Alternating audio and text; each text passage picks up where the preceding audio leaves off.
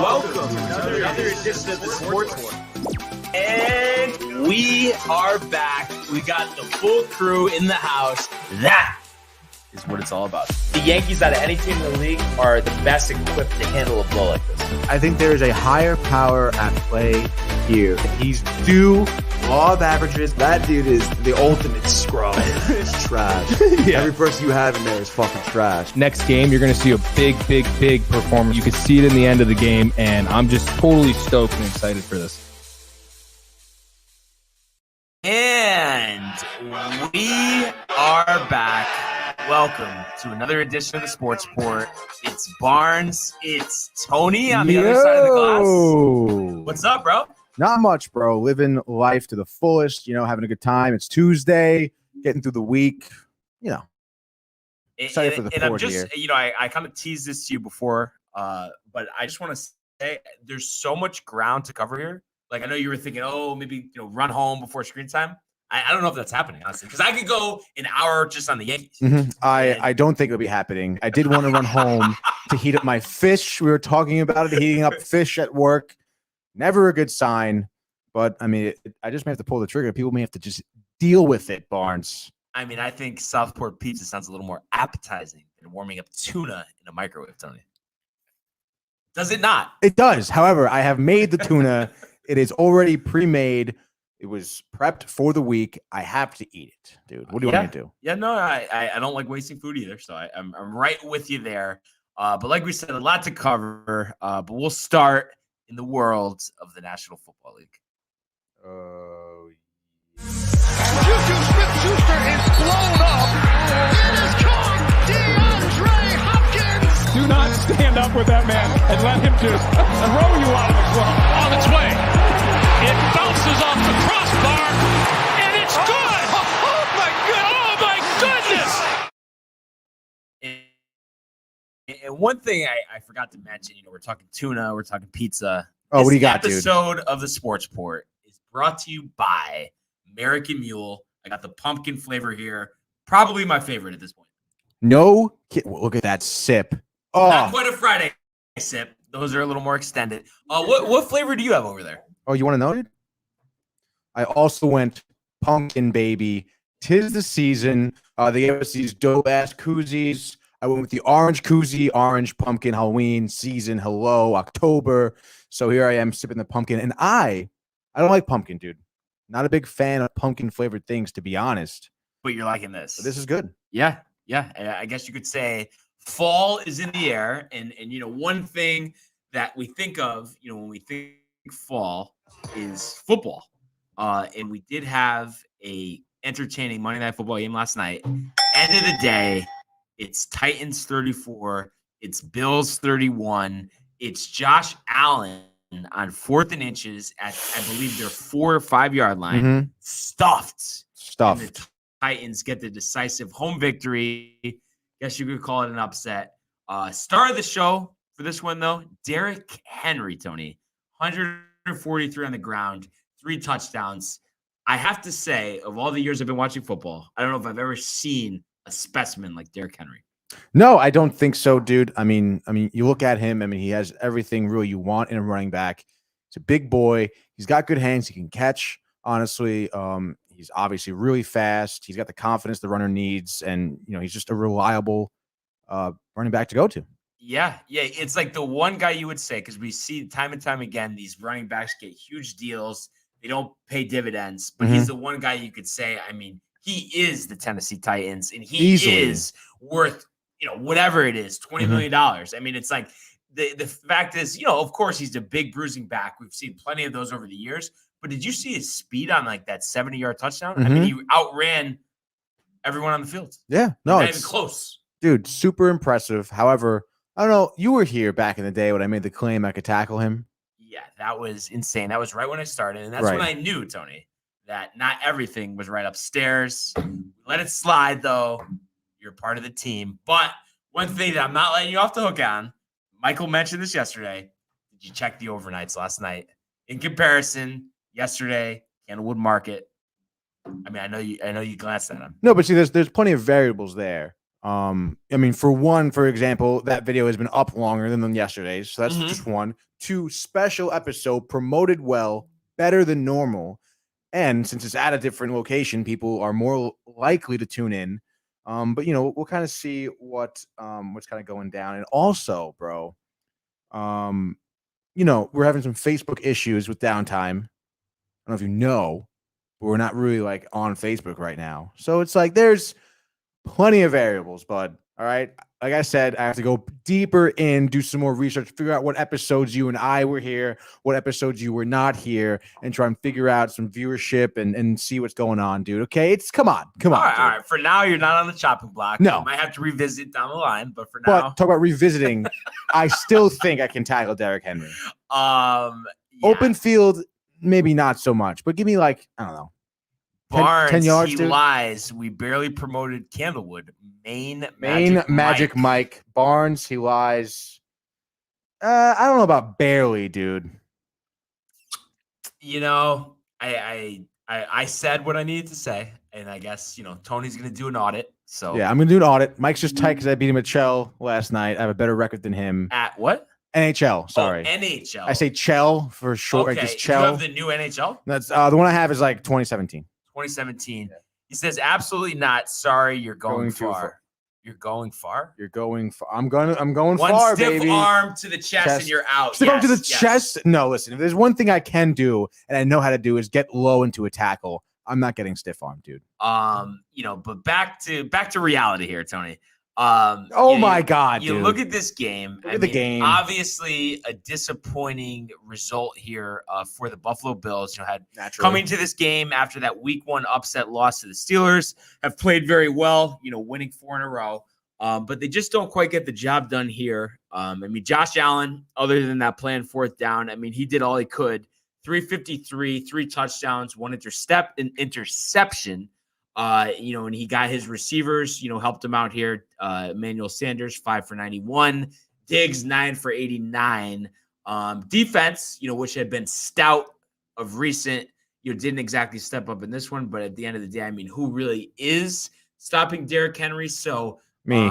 Do you really put much stock into this for the Bills, dropping this game? Do you think it really just comes down to Allen not having solid footing on a quarterback sneak? And you can't really take much else away other than that? Or do you feel that this is a cause for concern for Buffalo? I don't think it's very much cause for concern. You look at the facts here. Derrick Henry, like we said, he's a phenomenal athlete, a great football player, a hard man to stop, no doubt. They were quite literally 2 yards away from the victory. So, like I said, I wouldn't put much stock in it. Josh Allen did kind of slip a little bit on the QB sneak. I would put more stock into the decision, honestly, of just going for the touchdown to begin with, and then the play calling. We talked about it a little bit. Anything but a QB sneak, maybe a little bit of pass. Give Allen the option to roll out if he needs to run it in. So, excuse me. But there's one thing I actually do want to point out, which I've been noticing a lot with QB sneaks, especially this season. When QBs line up on the line under the center, they have 1 foot already set back, and then 1 foot forward, which to me kind of just it gives it away that they're gonna sneak. That's gonna be a QB sneak, dude. Yeah. So it's just really weird. The situation dictated, that was what's coming, regardless of that. But obviously that doesn't help. But the point being, I think the perfect play is the play action rollout pass, right? Like we talked about, because you have the option to, if you want to stick it to the running back, but really, when you go to hand it to the running back, the defense is going to, so you got to roll out basically. But I think that would have been the perfect play. I think it would have found somebody, maybe Stephon Diggs, maybe Dawson Knox, but they don't do that. They fall to 4-2. The Titans get a big win here, so now they are also 4-2. And despite really Ryan Tannehill not having a great game, 216 yards, no touchdowns, 1 interception. He did get A.J. Brown going after a slow start and after possibly missing the game with an illness. 7 receptions for 91 yards. And Julio Jones, he really has not made the impact that I expected when he was acquired from the Atlanta Falcons here. He had 3 catches for 59 yards last night, but just hasn't had those big Julio performances we've seen in the past. And, I don't know if that falls on Ryan Tannehill. I don't know if that's a product of Arthur Smith, the offensive coordinator who's now the head coach of the Atlanta Falcons, not being around. But I would like to see him more involved because despite him, approaching his mid-30s, he's still, I think, in peak form, still in top shape. And I think, he could really be a big weapon for them down the stretch. Did you see the catch he had, Tony? I did not, dude. Off the defender's helmet, toe drag out of bounds. Whoa, Are you wait. kidding? Wait. So it pass doinked Off the defender's up in the air. Up in the air. Near the sideline, 40 yards down the field. Toe drag. At first they said no catch. They review it. It's a catch. That's impressive, dude. Very impressive. Why did they say no catch? Because they didn't think he would get it in. And it's amazing how these receivers have the mindset here to get the feet in. I mean, it's hard enough to catch the ball. Right. And then to have your toe drag in and just barely get in. I mean, that takes skill. Oh, yeah. I would say it's some very impressive athletic stuff going on over there, man. Could I do it? No. Yeah, dude. Come on. No. All you got to do is extend your legs out, bro. Come on. And then, you look at upcoming schedules here. Titans will host the Chiefs this week. So that should be, an interesting matchup for sure. And then we get the Bills on a bye week coming up. So the guys will get to rest. So both teams right now have the same record. Moving forward, do you favor either of these teams or do you think they're pretty much even keel like we saw on the field last night? You're talking about the Bills and the Titans. Bills and the Titans. I mean, I would still favor the Bills, honestly. I think, more often than not, they'd be winning against them, honestly. I think they're the better team for sure.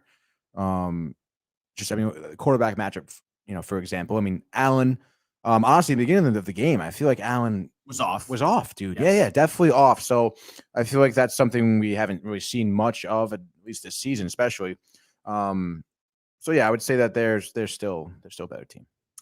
And I can't wait to see Titans Chiefs. I think that's going to be a good one. And really, I mean, the Chiefs have really, they're 3-3 after the nice win against Washington this past week, but have really put themselves in a corner where it's like, the Titans obviously aren't an easy opponent, and the fact that Derrick Henry, we've seen this Chiefs defense this year. I mean, they might let up 50 points to the Titans. It's possible, and the way Mahomes have been playing, honestly, not exactly great, dude. And but you blame it so much on him or more the fact the defense is putting him in bad positions. Right. And the offensive line hasn't been great. You think that's more of it versus, him just making bad decisions? I think it's a combination of both. Yeah. I would say pretty evenly a combination of both. I know, they're not exactly the same team last year in terms of people who have left. And again, obviously if your defense is giving up points, I mean, there's nothing he could do about that. So, right. Yeah. Hate to put you on the spot, Tony, but Oh, boy. Before we switch gears here, the team representing the American Football Conference in the Super Bowl is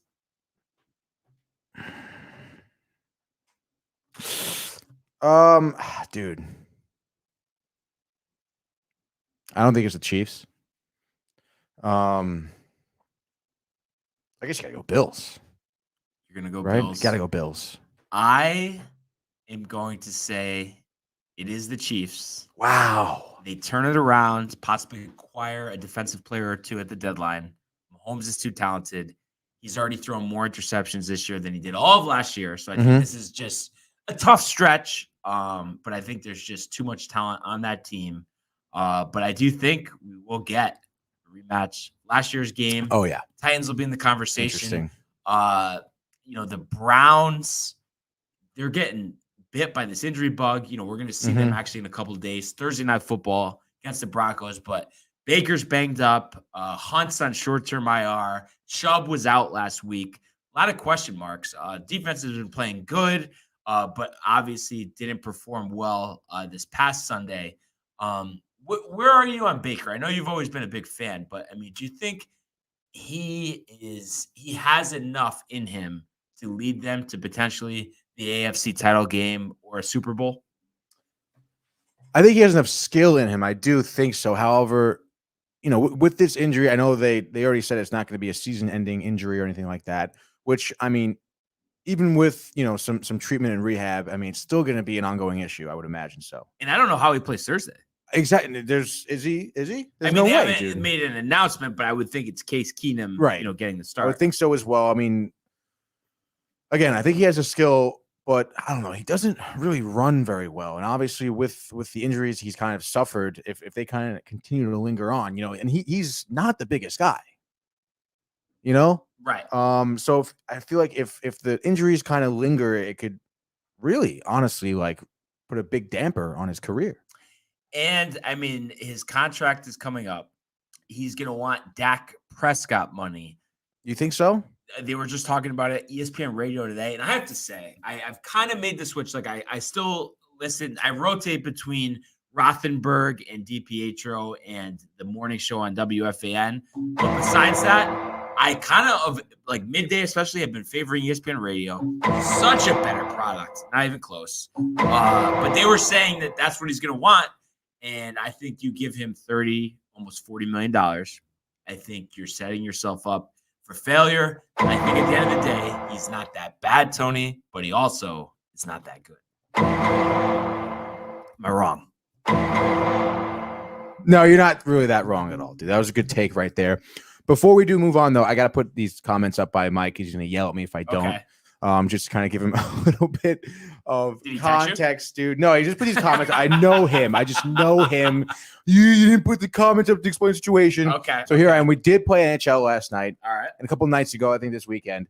So we are tied from last night. Same record, 2-1. He beat me last night, and then I beat him. I don't get. What do you mean same record, 2-1? As of last night. So he played Matt, he beat Matt. Oh, I played Jay, I beat Jay, and then he beat me once, I beat him once. Gotcha. So we're both 2-1 tonight, which, by the way, dude, if you saw the game that Mike and Matt played, 30 seconds left. 30 seconds left. Matt scores on his own net. He was up like by a goal. Scores on his own net, dude. He wasn't that tight, right? He almost left. He actually almost left, dude. I shit you not. He was so tight, dude. I wonder where he is right now, to be honest. But yeah, it's just context. But still, anyway, I beat Mike to close the night. That's what matters the most, dude. And I'll have to get in on this, but I have to say, not that I'm really good at any video game, but NHL. It's just always been a struggle. I mean, you think it's just a matter of reps? That's all it is? Yeah, I think so. I mean, honestly, what helps, I mean, with honestly any other video game about sports is having an understanding of the game and strategy and stuff like that. But I would say it's one of the more, it's one of the sports games that are kind of more involved in terms of like combination of buttons and what to do. And of course, it's fast paced as well. So there's not like a lot of stoppages, it's a lot of like thinking on the fly and stuff and momentum. And I mean, think about it, you don't even control your goalie. Like the goalie is a computer. So it's like anything can happen, dude. So. Hey, it's hockey. That it is. And I have not said this in a long time. We are going to move on here. We're going to go to the world of the National Basketball Association. The Bulls go! LeBron James at the buzzer!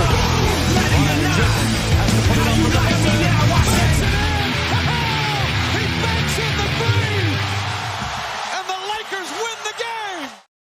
Quick trivia question for you, Tony. Oh, do you know when the last time I said that was? I do not recall. July. NBA Finals. July, what date? Come on, right, dude. Right. Come on. The point being, Tony, that it's about 4 months ago. Because, we covered off-season stories, but we only go to the world when the sport is in play. And we are back in play. It is in play. Made magic with Mike, by the way. To your dismay. To my dismay. I beat him. He beat me. He controlling, LOL. The controller is what he's talking about. My controller malfunctioned, okay? The first game we played, this is going to be an ongoing thing now. First game we played, when he beat me, my controller malfunctioned. The joystick broke on it, or it was broken. I know it, dude. My guy wasn't moving the way he should be moving. And, of course, I mentioned it. Michael is like, oh, my God, dude. Speaking of, is this Michael? Speaking of, I don't know who this is. Hold on 1 second. Oh. Oh yes, hold on 1 second, sir. We'll get you on in just a minute. You know these callers do this. Oh, okay. Come on. Okay. So anyway, so the control was definitely broken, and he beat me 2-1, I think it was, or 3-2, whatever it was, only by 1 goal. So I was like, dude, I'm gonna change my controller. I'll play you again, guarantee the win, and I beat him the second time. So that's kind of how that worked. Who do we got for a caller? All right. Hello. What's your name? It's Mike. Hello, Michael. You are on the Sports Port live. How are you doing today? I'm just calling in to. I'm doing well. Barnes, miss you. I'm calling in Miss you, to bud. talk about this fibber, this sore loser, and this sore winner named Anthony Materiello. Wow, All right. dude. All right, this guy when he loses, what does he do, Barnes? First thing he does, he blames something. Wrong. Right? Wrong. No, That's no, wrong. no, That is no. wrong. That is wrong. Can I finish? I'm a caller. This is Yeah, weird. go ahead. Blame something right away, right? Then from there, when he wins, he's all jumping and screaming and dancing. You know what I do when I won? Nothing. Oh, On to the Wow, next. a that's a true lie. gentleman. That is such a A lie, true No, dude. it's not. gentleman. No, You it's have to not. see No, it's Mike's not. I'm face. not done. I'm talking to Brian. No, you're talking to the both of us Continue, today. Michael. And then thirdly, if the record's even at 2-1 and we both split, don't you think there should be a rubber match, a third game? One game playoff to determine. But see, the Yeah, champion. exactly. it's funny you mentioned that, Michael and Brian, because the night before, not the night before, We have not heard from last Refer Saturday, all dude. week. I know, Prefer's been MIA, dude. But a couple days prior to, I played Mike He's having a couple in Miami. 1 game. Yeah, that's probably. Played Mike 1 game, and I beat him. So Listen, technically, we honestly, played Brian, 3 games already. Brian, when Anthony talks, I really just don't hear anything. But do you want to talk some NBA? It's opening night. All right, Yeah, dude. No. I'll play a 3-game series whenever you're ready, dude. All right, 3-game series, we'll sitting. revisit that, Tony. Okay. We'll revisit it. But yes, the NBA does start tonight, Michael. First game, Nets at the defending champion, Milwaukee Bucks. 1-point favorite here, 7:30 TNT. Barkley and the boys will have the pregame. I know you're pumped. What do you see here, Mike? I honestly see a fired up James Harden. He's about to go off. He's going to probably drop at least a 40-burger triple-double, James Harden. Seriously. And the Nets win 123-116. Wow. Giannis has a great game. Yeah, whatever. Giannis has a great game, shows off his new shooting touch, but the surrounding pieces just don't have enough for this one. Tony, I'll go to you. What do you got? Honestly, I think the prima donnas that are on the Nets are going to come in kind of slow off the offseason. No, it's okay, dude. And I don't think they really have much, spring in their step. I think Giannis will, because I think he feels he has a lot to prove still. Mm-hmm. And I think he is going to go for your 40-burger triple-double, whatever you want, dude. And what is there, echo in the room? they're going to take it, dude. Bucks are going to take it. There's just no score, no margin. Nothing. Nets give up a lot of points, maybe 111-98. A lot of points. 111-98. What is this? 95? Yeah, it could be. Might as well, dude. Nets don't play defense. And also, and I don't know if you guys heard this, but I was listening to ESPN Radio, like I said earlier today. Nice, dude. And I guess Giannis during the offseason had some comments basically saying how he grew with one organization, made a championship, and didn't need to form a super team to win one. So I think it was actually Alan Hahn was alluding to the fact that he thinks this will motivate the Bucks, not the Bucks, but the Nets. And I kind of look at this. I mean, the Nets, all the distractions, Kyrie, what happened last year in the playoffs. It's so tough because you guys know the past year I've really been on the Bucks side because I had to hear it from all you guys last year about how they weren't good enough. I was on your side about it, dude. Somewhat. More than anybody else, Tony. I'll give you that. I wouldn't say 100%. I think that's fair. That's funny, dude. Do you hear this, Michael? Listen, I can agree with that, dude, honestly, but who cares about the Nets? Who cares about the Bucks in the East? It's all about Chicago and the Knicks and the Heat. I mean, there's no other headline that's hotter on the East Coast than that. It takes you from the north to the south, Brian. Yeah.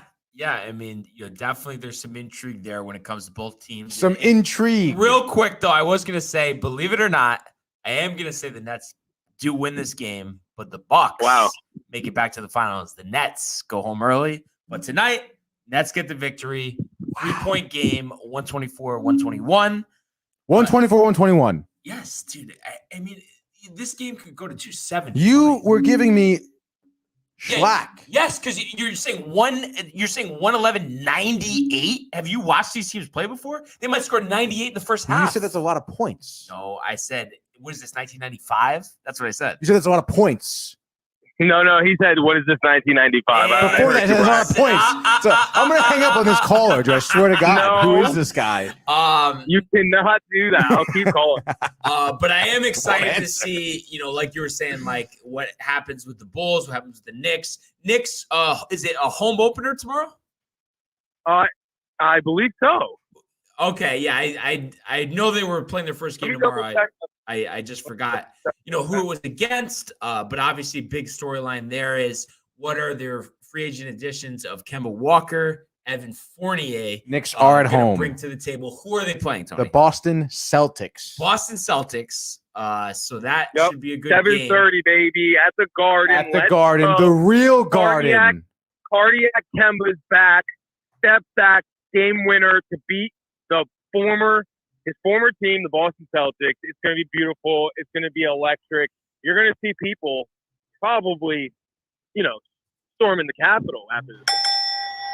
By the way, Fresh Show says, hey, guys. What's up, man? Fresh Show, baby. But I'm excited to see that game tomorrow. Should be good. Love that the NBA is back.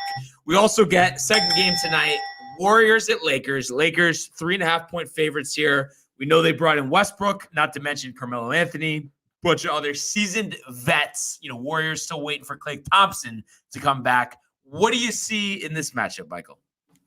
All right, so I definitely see a retooled and revamped Warriors team, a year healthier Steph Curry from that injury that he was in, and I see a better Warriors team, and I see in my crystal ball, I see what I want to see is Carmelo shine bright like the star that he is, and him and LeBron just honestly, I would like to see them take the West this year just because of Melo. It's the first time I probably rooted for LeBron since his finals appearance. I thought it was since you met me. What do you mean? No. Since 2017. When he trailed 3-1 with the Cavs to Golden State, was rooting for him then. But yeah, I see a Lakers win, but I see a great performance from the Warriors that will shock teams, honestly. All right, Tony. I mean, I can see I don't know. I think the Lakers are going to shock the world, honestly, dude. I think they're going to play. What was that? Did you hear something, dude? He said the Lakers are going to shock the world. I'm waiting dude, for Tony to talk. I have no idea what he's about to say. No. I think that there's definitely a lot of talk, obviously, about LeBron. It's a lot of backlash and everything. A lot of talk about AD being injured and whatever. A lot of talk about how they're going to play well with Rondo and Westbrook. But I really do think that they're all going to jive together real well. And I think they're going to be, like, honestly, the ultimate team, unstoppable team this season. I think maybe Westbrook, as he normally does, I feel like he kind of comes out of the gate a little slow, typically each year, but then has a hell of a second half of the season. I think you're going to see that. But even with his kind of slow start between everyone else, between Dwight Howard, even AD and LeBron and Rondo, I think they're all going to be absolutely crazy together. And I think finally, maybe LeBron's going to seem like a team player, I guess you could say. I think he's going to really show his level of maturity, as they say. Maturity? What? Brian. I think he's immature in the past. What do you got, dude? Michael, I what? want to take, after Tony just said all that, I want to take back what I said. Warriors by 30. Lakers are gonna look dookie. Oh, really? Wow, what, really, Mike? Are you farting in the background, dude? Oh, dude, it stinks, bro. Wow, that's pretty strong. But yeah, I mean, I have to say, one of the rare times here, I do agree with Tony. I think there's just too much experience, too much talent, and I could say easily, this is the best Lakers roster that LeBron's had since he joined the Lakers.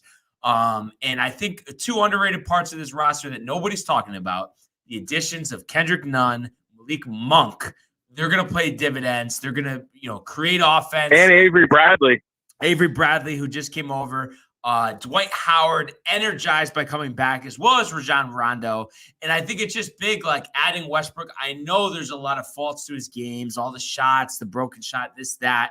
But the fact that, like, when LeBron's on the bench, you don't have to worry about offense because Westbrook's out there, is just pays so much dividends. And the fact that you got Rondo on the bench, I mean, there's just, and the fact that you have DeAndre Jordan, like, these are guys that were all NBA players, and I think that they're going to play nice roles in this team. And LeBron has a good way of bringing guys who played bigger minutes, bigger roles to his team and carving out a specific role for them. And I think that's what he's going to do with all of those guys, in addition to Carmelo Anthony, who I think is going to shoot maybe 45, 46% from three-point range, because LeBron's known him for basically 20 years. He knows where Melo wants the ball, when he's going to succeed. And I think that's going to be a key here. And I think we're going to see the Warriors, like we saw last season, the fact that, okay, they have some good games, but at the end of the day, the roster is just not there, especially with Klay Thompson still recovering from his injury. So Lakers 120, Warriors 89, a decisive opening night victory. And the Lakers are on their way to a 60-win season and LeBron James's 5th NBA title, Tony. Yeah, baby, yeah. What else could you even say? Honestly, very well said, Barnes. I don't know how you could even argue with that, dude. Yeah, exactly. So we get 2 games tonight in the NBA. More of a full slate tomorrow night. Thanks, guys. What? I'm gonna go. Oh, No, wait. no, You're done, dude? We're not done with NBA segment, bro. What else are you gonna talk about? I don't know. Barnes? Actually, I mean, we have to do it. All 3 of us, and I'll start with Michael since he's, on the clock, I guess, up against it, as you would say. On the clock. Finals Oh, prediction, finals winner, Michael, go. Finals, NBA Finals. Yeah, so who's playing and who's winning? Who's playing? Lakers.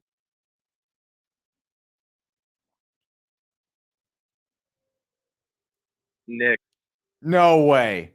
Champion? Knicks lose in 5. Gentlemen sweep, but it's good experience. Nobody thought they'd get there. Kind of almost like the Heat 2 years ago, Brian. Wow. That's really how I feel. I think the Knicks are going to slip through this Eastern Conference. They're going to be better than people even think. They're going to take an even bigger step, especially with all the people. They have a real team. You want to talk about unity, Brian, chemistry?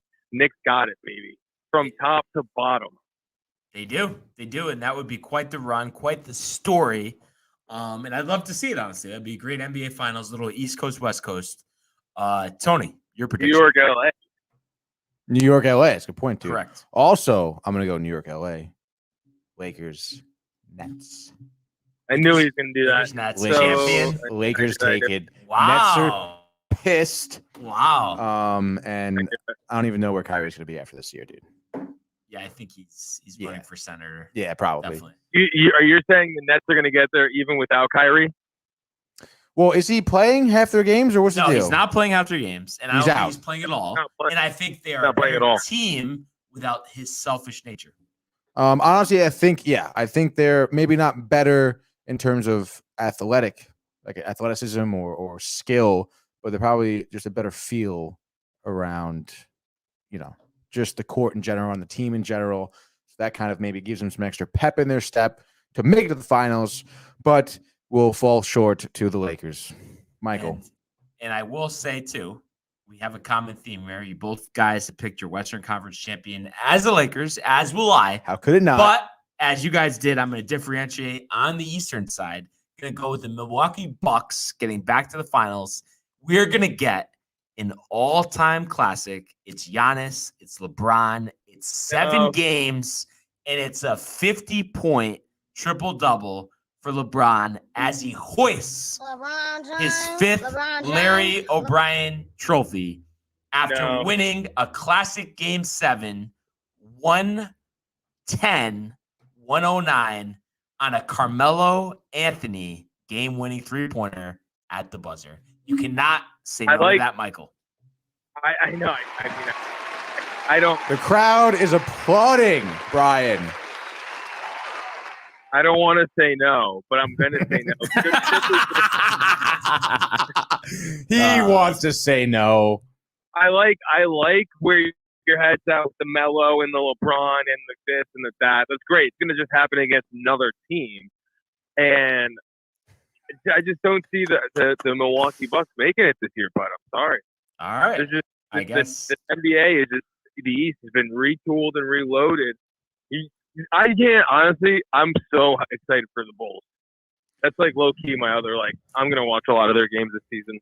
Bulls are going to be fun to watch. I think Bucks are not, win apparently. 45, 50 games, but I can't see them really making it past the second round of the playoffs, but we've seen them struggle.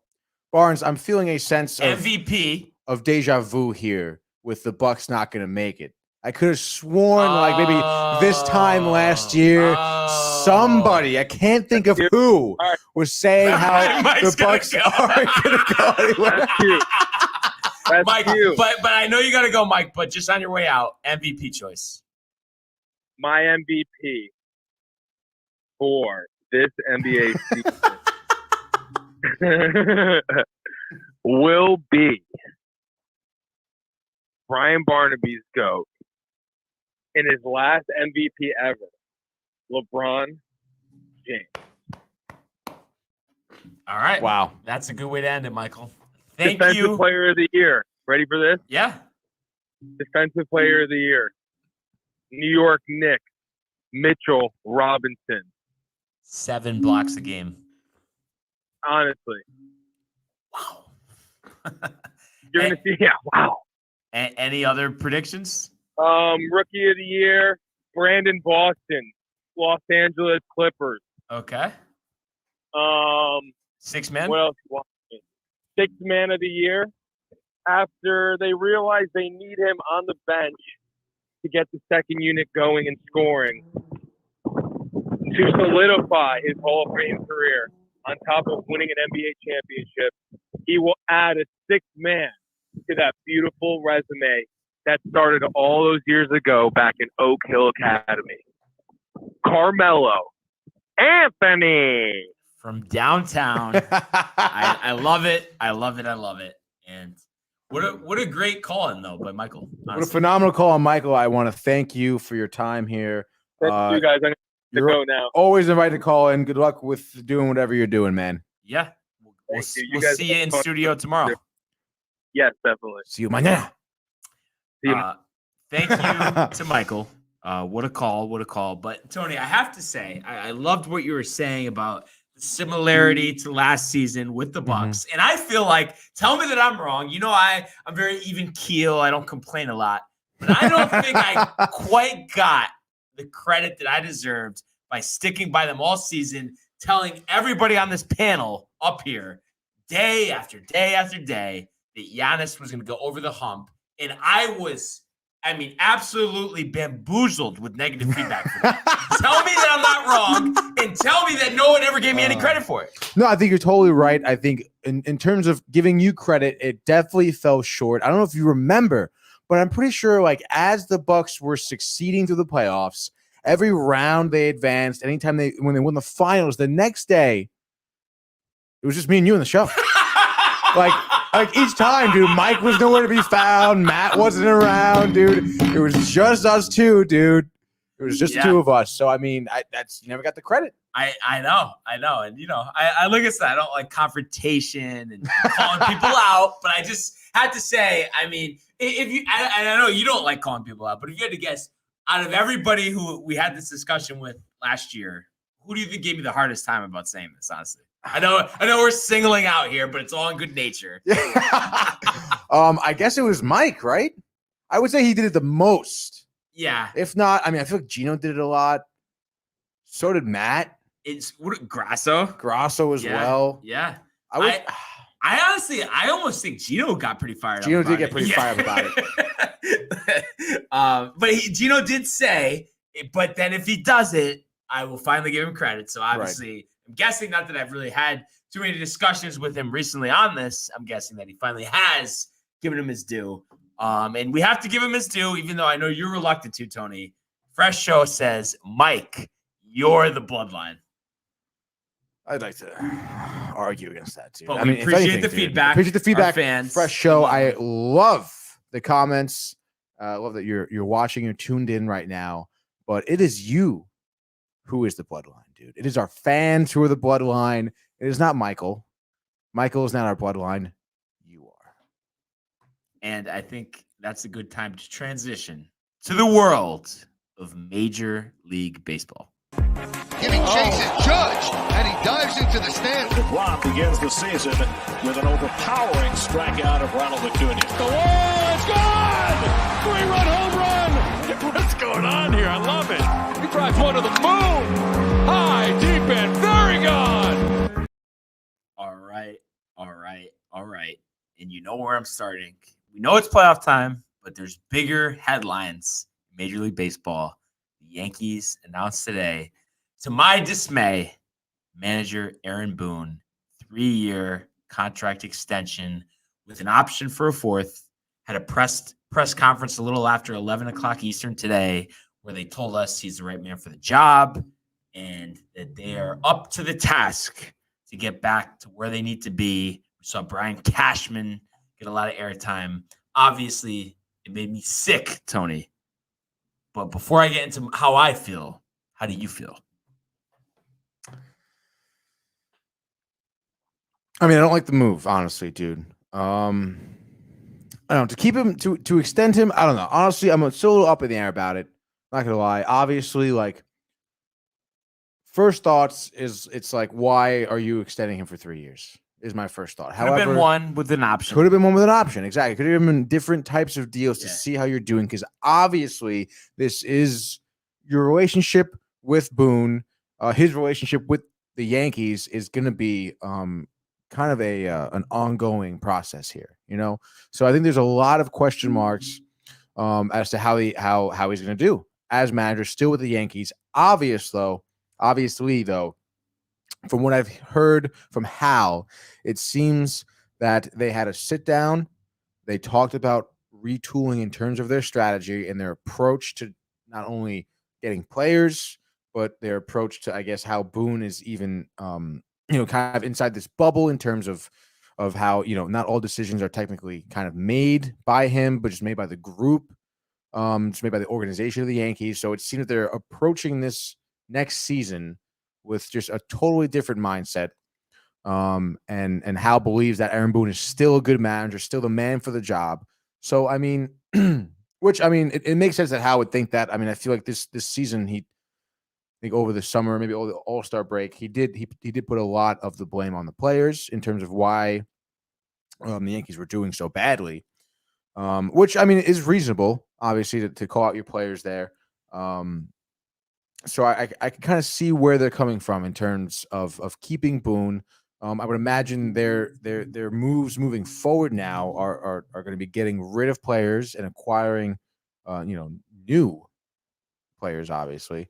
So I mean, I don't hate it, but I think 3 years is a little too much there. Yeah, I think you're going to see them. Unfortunately, I mean, they might, if they win, I guess no matter what, barring extreme examples, you have to keep the manager. But I don't know if he's going to end up living out that deal. We'll see. And we were talking about it in the group chat today, and Gino made a good point, basically saying, at the end of the day, it comes down to what they do this offseason with the retool. It doesn't matter who's going to be in that seat, because you had to have the ammunition to go after your opponent to make it to the top. And that's what I'm hoping for. So I do think there's going to be a lot of changes, and I hope though that they at least can sign one big free agent. I've said it all along. I'd love to see Seager, and I think, and I'm not sure, but not that he's going to be cheap, but I think he'll be slightly less than what Carlos Correa will want. I like the lefty bat. I like the ability to move to third base. So I really would like to see them bring him in. But also, and I know there's not really much talk of that because it seems unrealistic. But I think it's like you got to just do everything you can to get Max Scherzer, because I just think it's like we've just come to a point where it's like we got to go over the top. Right. We haven't done that really, other than signing Cole to the $300 million contract. And honestly, I think that's a good kind of get to go after, because I think honestly Max Scherzer is a little pissed off with kind of how the Dodgers have been approaching using their starters as kind of as closers and then pitching them as stars on short rests. I would imagine he's not. I mean, obviously, Max Scherzer, opinionated man. You definitely always know what he's thinking. And I would imagine that he is kind of a little ticked off at the way the Dodgers are managing their bullpen and their starters right now. Yeah, I absolutely, agree with that. And, my perfect blueprint this offseason is, like I said, signing Seager, signing Scherzer, getting rid of Sanchez, trading Voit, potentially trading Urshela, trading Chapman, and then relying the rest of the way on, I guess you could say bargain bin trades, free agency, and your prospects, which we've seen them have a hesitancy to do. Obviously, not have Gardy come back. There's been actually a lot of talk of Beltran coming on as hitting coach. Any thoughts there? I like it. I mean, why not? I think Beltran would have been a great manager. I know he was bench coach, right? No, the Mets would have been his first job. That's would have been first job. Okay. I think he would have been a great players coach, manager, or whatever, honestly. So I think he would be a great hitting coach. I mean, you talk about, his success at the plate. It's always been good, and it's funny because Beltran also is really good at stealing signs organically. Right. That's kind of also what he was pretty much known for. Right. Which is always, I guess, a good tool to have. Right. And in your back something pocket. that is not against the rules. Totally legal to organically try and steal signs there, which is totally fine. So, I say it's all for it. Let's do it. And just a couple other things here. One, I heard this today, courtesy again of ESPN Radio. I mean, 98.7, they really knocked it out of the park. And actually, I heard this on Greeny's show. He obviously has done a great job for years over there. I want your best guess, Tony. The last time a Yankee manager was brought back for his 5th season after not winning a World Series, previous 4, was... Okay, so you're saying there's a current manager who didn't win with the Yankees for 4 previous seasons. No. He was like a manager for the team for 4 years. Yes. And they didn't win it. And then they brought it back the following season. He didn't win it through those first 4 years, and then they extended him. His first 4 years of his career as a manager. As a Yankee manager. Not just any 4 years as the manager, his first. With the Yankees, I'm trying to think. When did Girardi come in? He came in. Wow, I'm like blanking. Was it 09? No, it was 08. It was 08? Yep. And they won. So then they won 09. So obviously that's not. I wouldn't think it's Torrey. No, definitely he not. won his first season. Yeah. I don't know. Who is it? No, it's not who is it. It's just when is it. I was just asking. Oh, when? Yeah. Oh my God. How long ago? It definitely. This is not your question. It has happened. Oh, it's happened. But I'm saying guess the year or decade. I'll give you a decade. Broad thing, but just take a guess. Give me this in the 60s. 1922. 22. Yeah. Jesus, dude. So that's the one thing I don't like. And the other thing I don't like is just that I understand collaborative effort. The manager's not filling out the lineup card every day, Tony. And I've talked about this before, but there's still some value of a manager improving players' performance, developing players. Mhm. And I think we've seen, I mean, who has he developed? Who has he improved? No one. That's why it's like, Right. it's so hard to like, take it with a grain of salt. Right. But it's also tough because the other side of it is you could say how, Boone has kind of been this type of puppet, whereas these type of decisions, the lineup, whatever, has been kind of like, like he's just trying to like follow orders type of deal. And maybe at this point, Cashman and Hal and the rest of the coaching staff around the Yankees have kind of decided to give Boone maybe more control on his own, make his own decisions in terms of those things. And maybe they'll start succeeding a little more, because you got to imagine, Hal stands by him. So does Cashman. They think he's a good manager. And I would honestly like to think that if they really did sit down and talk how to fix this team, that they'd be making the right moves from there. Honestly. I hope so. And, like I said, it comes down to this offseason. So we'll see what happens. And like I go into every offseason since 2009, after not winning a title, I am the eternal optimist, Tony.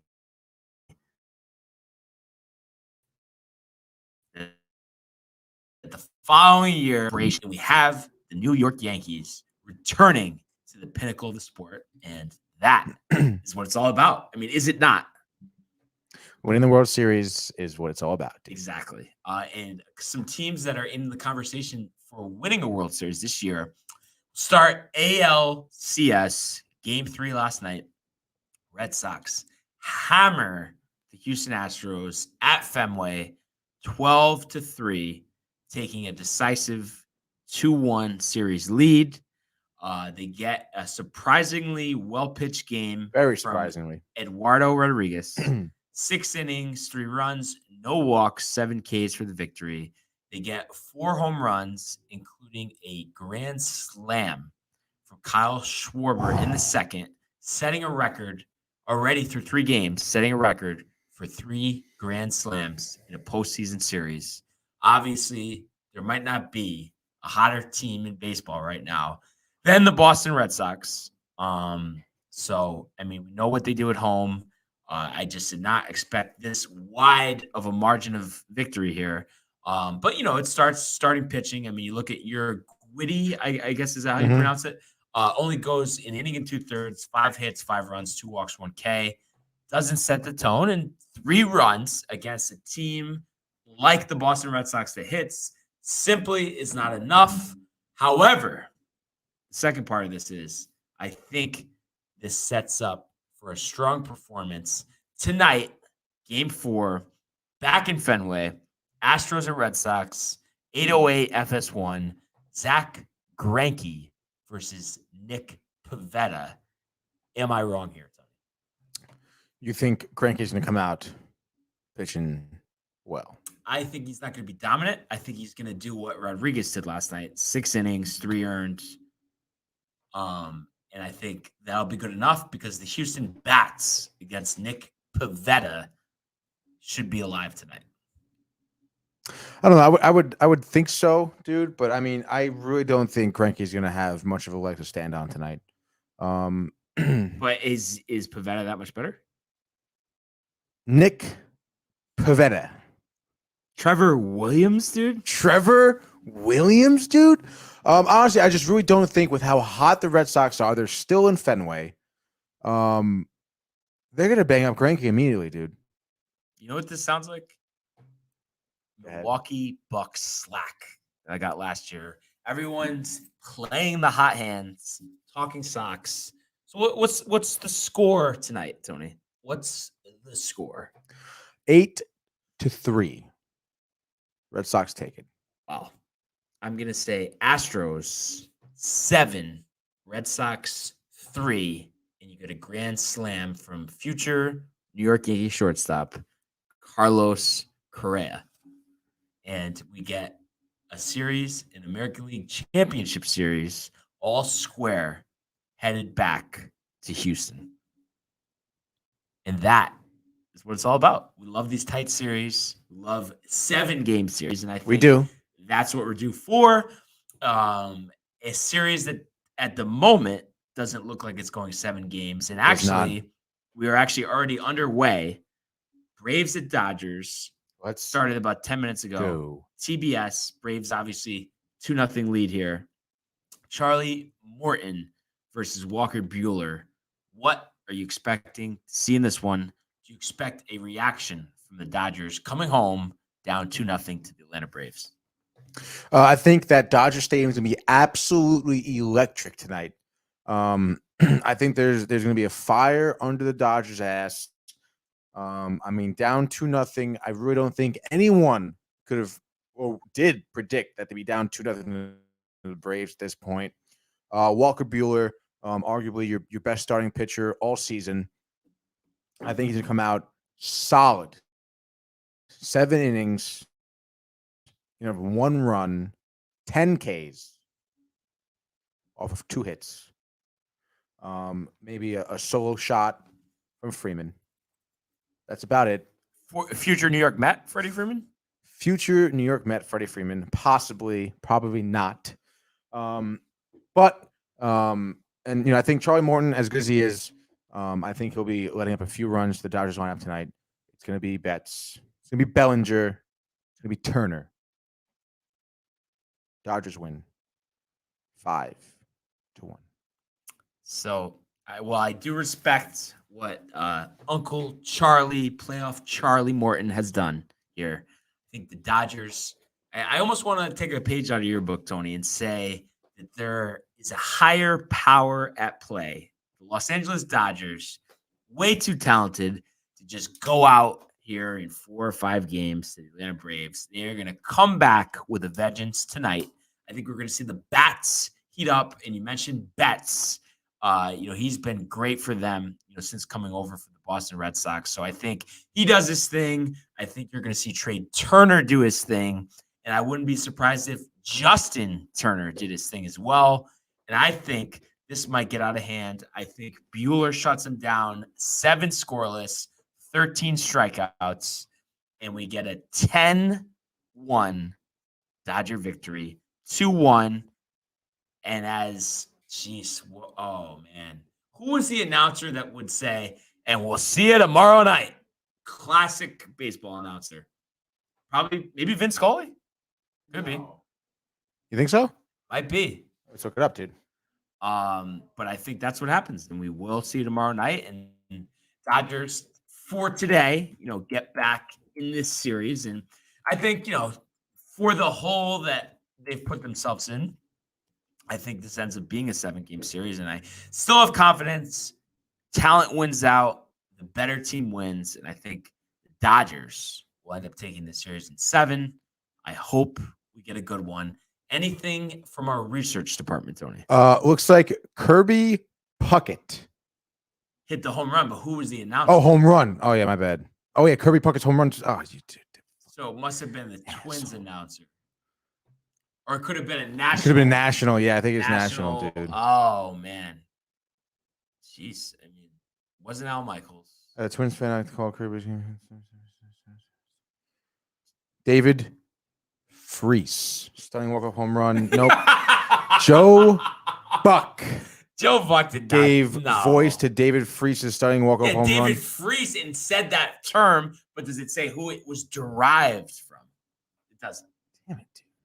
This has got to be fun. Why is it so hard to figure out? Bob Uecker? Ernie Hartwell. We see tomorrow. And it says Cardinals here. We'll see tomorrow night. Cardinals.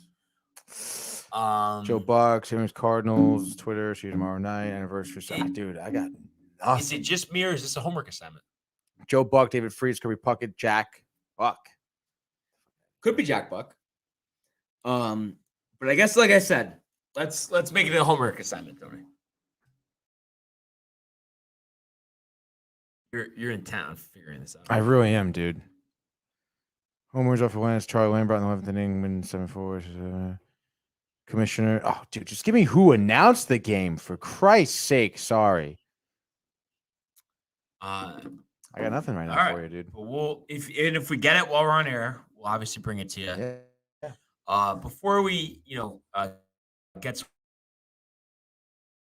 Fresh Show says, Your thoughts on Alex Rodriguez trolled on TV yesterday with a Bennifer comment? What you talking about? Maybe Ben Affleck Affleck and Jennifer Lopez, obviously, Yes. but he said Bennifer on air. Like said it on no, air. I think someone else did. I don't have the video. We'll have to do some research. But you know what? A-Rod has it coming to him. Talk He about does. What a douche. pre-Madonna. Oh my Tony. God, bro. So whatever he has to go through, he has to go through. I mean, I think it's that simple. Jack Buck confirmed, by the way. I knew it was Jack Buck. No, you didn't. I said I think it was Jack Buck. Maybe, but after I said suggested it, I'll give you that. But that being said, Tony, we were talking pre-show, a little NHL. We know how I've been, getting onto it this year, and I was closely following that Rangers game last night. Were you impressed with the 2-1 victory over the Toronto Maple Leafs in Canada on an Artie Panarin goal? Artie Panarin, you like that, Artie, huh? Yeah. Yes. No. Were you impressed? Yes, I was impressed, dude. I mean, look, Maple Leafs are a phenomenal team, dude. I mean, they're definitely a quicker team than the Rangers. I mean, you think of Tavares, you think of Austin Matthews back last night. You think he made some big splash of the game. But honestly, the Rangers kind of stepped up. I mean, I think they were playing at their own pace, like I was telling you before, which was probably a big key in their victory because obviously, Maple Leafs being quicker than them. If the Maple Leafs controlled this game, controlled the puck most of the game, I don't think they would have stood a chance. But I think a big key to that was honestly Chris Kreider. We talked about him yesterday. He had 3 points or 3 goals in the first 3 games. And I think that was due to just his speed through the neutral zone. You talk about the Rangers strategy, which they really haven't done in the past years, one of which is dumping the puck in to the offensive zone, going to get it, create a little bit of forecheck and kind of set up from there. And I think Chris Kreider plays a big role in that. We talk about his extremely quick acceleration from the neutral zone into the offensive zone. He dumps that puck and he sets up. He has that big body to toss around, which makes it extremely hard to defend against, especially when he's in front of the net. He is the most tenured Ranger on the team at this point. I think he's definitely an absolute leader. And then when you couple that with the playmaking abilities of Mika Zibanejad and Artemi Panarin, I mean they look great. And this is the type of level of play that the Rangers should be executing. And really is at this point all about doing it more consistently because they have the defense. They have Trouba, they have Fox, their goalies, Georgiev Shesterkin, they're great, honestly. They're both top-notch goalies. You can see how many saves they get each night. But it's just if their offense kind of properly executes consistently like they did last night, I mean, they're going to be a force to reckon with. Confident in their ability to qualify for the postseason? Qualify, I would say maybe 88%. So pretty confident. I would say it's very confident, Barnes. And then, so, it'll be interesting to see because kind of the beginning of a rebuild, but like you said, I mean, I think people are expecting them to compete. So I hope we get, some Ranger hockey in the playoffs this year. And I kind of felt this one. I wasn't, completely convinced. The Ducks with the upset on the road last night, 3-2 overtime over the Flames. A little surprised there or no? Yeah,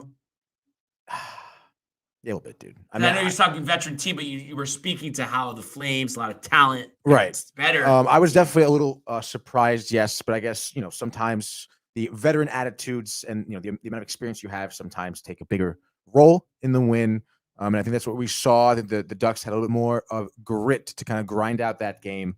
And that's just what you saw there, dude. And your lock of the night, because we're going to get to your lock of the night for tonight. But last night comes through Blues 7, Arizona Coyotes 4. And the Blues win this one on the power, on the strength of 5 second period goals. This Blues team is dangerous, but this Coyotes team is bad. Mm-hmm. Which one do you feel like is more extreme? How bad bad the Coyotes are or how good the Blues are? I think it's how bad the Coyotes are, honestly. I mean, yeah, they scored. What was the score? 7-4, 7-4, right? 2 goals in the third. Two after goals. 2 for the first you know, two periods. it's one thing to have offensive ability for a team. It's another thing to play defense. You know, which I think is a big hole in the Coyotes' play right now. St. Louis, though, I will say, definitely surprised me with the amount of goals they scored. And I don't know. I think it's a good tune-up game for them to kind of get a good feel for their pace of play, for what you know, how hard they can kind of push their players and the skills they have. But you know, since, like I said before, since winning the cup, the Blues have kind of struggled. Granted, they have some good, you know, different players now. I think it'll be some time until we see another decisive win like this from the Blues this season, though. All right. So obviously, you know, we'll see what happens, you know, as we move along here in the hockey season. A lot of action, you know, obviously going on, you know, whether it's the NBA, whether it's the NHL, whether it's the NFL, the MLB. It's nice to have all 4 sports in action, you know, as we speak. And tonight for hockey, loaded slate. And it's nice that they have this deal with ESPN this year. All these games are available on ESPN Plus. But Tony, you know what I'm looking for here. I want your Tuesday night lock of the night. And I don't know if you want to research yourself or if you want me to read off the games. Where are you on a lock of tonight for October 19th, Tuesday? What do you got? Stand by do a little 1 research? second, dude. I'm just looking at the games we have tonight. Okay, and while you're looking at them, I just like to, you know, summarize them for our fans out here. Yeah, for sure, dude. You know, just looking at this, I mean, obviously locally, you'll look at the Devils here hosting the Seattle Kraken at the Prudential Center, 7:00. So that's a game where that, you know, after coming off that exciting victory this past weekend, you know, Jack Hughes with the 2 goals. I'm sure the Devils will confidently expect to get a win here. And that's what that's possibly my lock of the night. But I also see Penguins hosting the Stars. I think that's one where the Penguins, we know about their experience, the talent on that team. So that's a game I would watch out for. I know I'm listing a lot of games here. Just one other one I'd like to mention.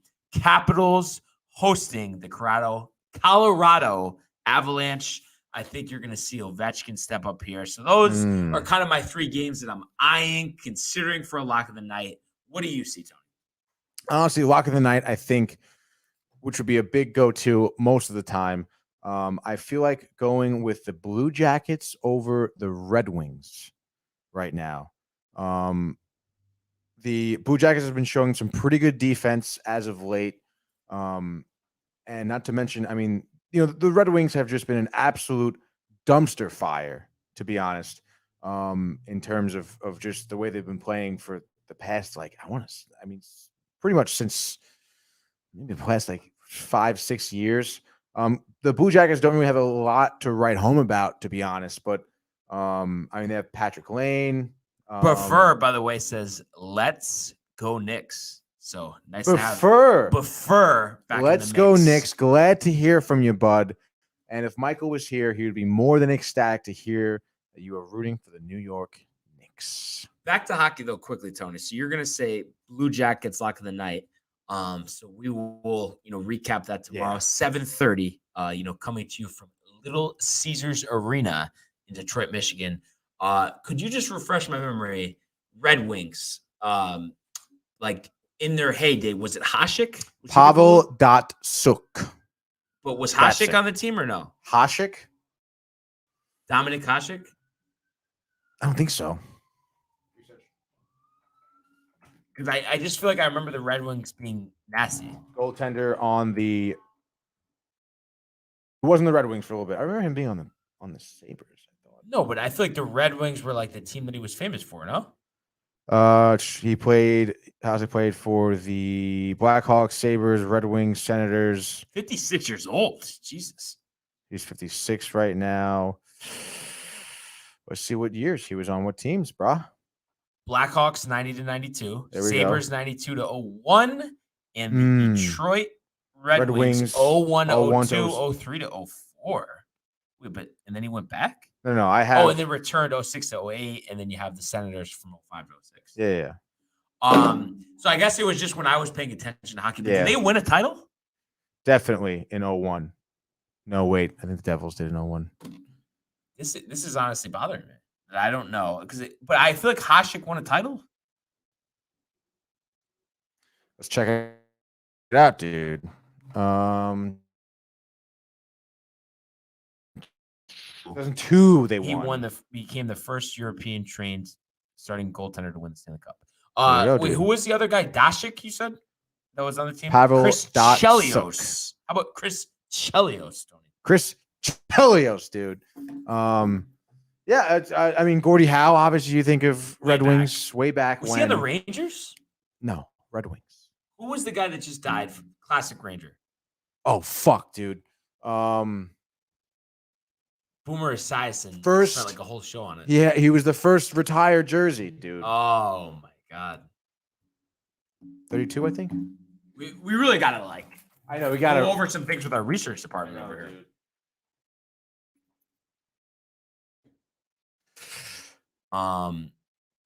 Jeez, I don't know why I thought his name was similar to Gordie Howe. No, it was Ed Giacomin. That doesn't sound right. He was the first player. Brian Leach, then Harry Howell, Rod Gilbert. Is that who you think about? No, Rangers legend. Oh wait, 1989. What are we talking? Yeah, what are we talking about? 1979. No, yeah, I think it Rod Gilbert. Yeah, Rod Gilbert. That's why. Yeah. Gordie Howe, Rod Gilbert. Okay, Tony, you got me there. But you know what? Just for Michael's sake, and I hope that he's still tuning in here. I've thought about this. My lock of the night. I'm gonna say your New Jersey Devils take out the Seattle Kraken, who got cracked by the Flyers last night. I think it was 6-1. I just think they are nowhere near the level of competitiveness we saw from the Vegas Knights in their first season. I think this is going to be a long year, and I think they will rival the Arizona Coyotes for the worst record in the league. Yeah, I don't know, dude. I think it's going to be tough, to be honest. I think this game, might be a time that the Kraken get the W, to be honest, because I think the Devils really haven't had one game so far into the season for them. It was an overtime win from Jack Hughes, and I don't know. You're so Devils tight, though. Me and Mike were talking about it. I get it. It's rivalry. It's really because Mike is pro Devils. If it was not for him, you're telling me you would just be kind of even keel? Yeah, it would be way more even keel, dude, for sure. Okay, all right. Fair enough. Just looking at it right now, first game, Devils lit up, I think, 30 shots on goal. They wouldn't have their faceoffs, which is pretty good. Shooting percentage, not phenomenal. Obviously, all these stats, the Kraken are kind of worse than them. But first game of the season the Devils had, really wasn't that impressed from anyone besides Hughes. And I think if they didn't make it to 3-on-3 overtime, they wouldn't have won. I'm blanking. Who was it against? Jack Hughes. Oh, sorry. Not the Wilds. Blackhawks. Blackhawks. And I think the Kraken kind of have some games under their belt now. This is gonna be their fifth game of the season. I think there's gonna be some type of law of averages, if you will. They've been playing together, a little more consistent play, understanding how each other do play in terms of their chemistry and their back and forth. And honestly, I think there's some good there. Honestly, I think there's a lot of good, and I think the Devils are going to play down to them tonight, and they're going to lose. And just one other thing on to wrap up this NHL segment, Tony. And today, Oilers hosting the Ducks, 9:00 ESPN Plus, Rogers Place in Edmonton, Alberta, Canada. Any upset possibilities here? The Edmonton Oilers come in minus 300 on the money line. Ducks, the veterans. Game last night, though, possibly a little winded. What do you see here? I think having a game last night and then, kind of continuing to travel will be a little tough for them, to be honest. So they're our away, right? Did you say they're away? Yes, they're playing in Edmonton. Right. So they're playing in Edmonton. I would think those games back to back, definitely little weak of the legs. You know, it's going to be kind of hard to kind of get their skates underneath them.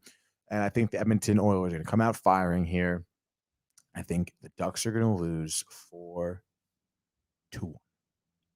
That's Fair enough. Fair enough. I have to attest to that. But I'm really getting into hockey. It's like I almost forgot the NBA starts tonight. That we're getting so in depth here, Tony. Love to hear it, Bards. But Blue Jackets, your lock of the night, and it was over the Red Wings, correct? Yeah. Columbus Blue Jackets over Detroit Red Wings. So we'll recap that tomorrow. You've done well with your picks in the early going here. I think. I believe it was the Devils game. Okay. I chose the Blackhawks. Okay. I appreciate the honesty, honestly. Yeah, no problem. And I know our viewing audience, Buffer, Fresh Show, the Magic Mike, they appreciate that type of thing. Oh yeah, dude. But what a show we had today.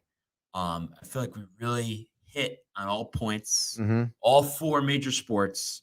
Anything as we close out here, Tony? Just to the fans. I know big screen time episode in a little bit. Is that correct? 7:00 tonight. Big screen time. That's an hour and 20 minutes. You're going to see me. You're going to see Manny. You're going to see Renee. On air debut, I think, pretty much. I don't think she's really been on anything. She had the what was it? The how to, was it Photoshop? Oh, right. Yeah. How to create a thumbnail. Thumbnail. However, this will be her first live appearance on Screen Time tonight. We're talking best of Steven Martin. Hilarious man. And of course, we'll have some gaming corner with Manny and I as well. So it's gonna be a great time. I noticed we didn't talk about any Mets, dude. Actually, you're mistaken, because who did I say was going to be at first for them? Freeman. Next year? Okay, so what other Mets did you want to speak of or speak to? I mean, there's not really any. Okay. No, I'm guessing you still have not heard anything, but a little quiet. Nothing. Dude, very quiet, dude. There were some rumors though about who they're kind of approaching as GM. There's been some odd, I guess, kind of rumors about them going to people who haven't really been in the league before, who are like, there's one guy who was a car dealership owner for general manager, for GM. I think I actually did see something along those lines on Twitter. But I mean, I guess we'll see. I will say, I think now, I really think the Mets should be in the market for Mike Schultz. Yeah. Come on, dude. I think this is the time to pull the trigger here. And I think in terms of acquisitions here, I mean, we do have a couple of nice prospects, actually third base prospects. Batty and some other guy with Matthew, something with Vientos, I believe. Really ready? Nah, maybe another year, honestly. But I don't know, dude. I mean, you never know. Vientos moving up real quick. He kind of started out a little slow. He was drafted, I think he was like 21, or even 21. Started pretty slow with the COVID year and everything, but this season in Double-A hit like 21 home games and like 21 home runs in 70 games. I got moved to the Triple-A, had a nice 11-game stretch of some consistent hitting and everything. He plays third base. Okay. They also give him reps at outfield and first base to kind of show his versatility. He looked really nice because Batty, who also looks really good, plays third base. So they're kind of seeing who can kind of go where in terms of their versatility, which is really nice to see because we need a third baseman. So, I mean, we have some nice prospects kind of in the works here. I think, obviously, starting with getting a GM and a manager should be your top of the list moves here. Yeah. I mean, I could not agree more, Tony. Gonna be like Schultz. Gonna be a fun offseason. And I think too with Schultz, I mean, it's like we hear the manager, less of an impact, this, that, the other thing, but I think you can't discredit what he did with the Cardinals this year. No way. The only concern, I guess, I would say is because we've seen this kind of get a little murky, I guess you could say, in football, especially the whole idea of hiring the manager before the general manager. Do you feel like it has to be the other way around to have a successful pairing? I don't necessarily think so. No. Why do you? Well, I mean, at the very least, the guy has to agree with it. You know what I Oh, mean? yeah, The guy obviously. can't have some hesitation, but still take the job. You know what I mean? Because that's just setting up for failure. Right. But you would think if he takes the job, that he's Likes the okay, manager. likes the But manager. has to, I don't even think it has to be likes the manager. It has to love the manager. Like, you know what I mean? Really be in favor of it. Not, I could work with this type of thing. You know what I mean? Yeah, I know what you mean. So going to be interesting, of course. But that being said, Tony, what a day. What a life. We appreciate the fans who are going to keep commenting, liking, subscribing. Obviously, they're part of the Bloodline, baby. And I Not want Michael. you, my friend, to enjoy that tuna. We'll see everyone, or you will see everyone in a little over an hour for screen time. That is right, baby. But like always, keep commenting, subscribing, commenting. You know what I meant to say. We'll see ya mañana. Oh, no. Hey, guys. Tony here from Downtime TV checking in. I want to thank all our fans out there who's been liking, subscribing, sharing our content. You guys are the best. You guys are our bloodline. You make us love what we do. Thanks again.